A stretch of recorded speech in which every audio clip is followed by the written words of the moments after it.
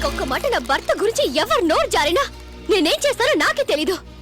నా మొగుడు మీలా సూట్లు వేసుకోకపోయినా, ఖరీదైన కారులో తిరగకపోయినా ఈ సీమకే సింహం.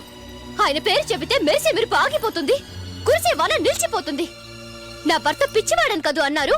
అవును, మీలాంటి పనికి మాలిన అన్నలున్నారని తెలుసుకోలే నా భర్త పిచ్చివాడే. ఏమన్నావు తిరుమల నాయుడు? నా భర్త రౌడీయా? గుర్తుందా?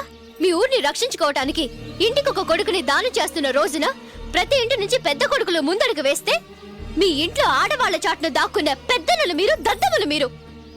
మీకోసం తను కత్తి పట్టాడు. ఆ రోజు నా భర్త ఆ త్యాగమే చేసుండకపోతే ఈ రోజున మీరు విదేశాల్లో ఉండేవారా? మీ చదువుల కోసం తను రైతయ్యాడు, మీ బ్రతుకుల కోసం తను సైనికుడయ్యాడు.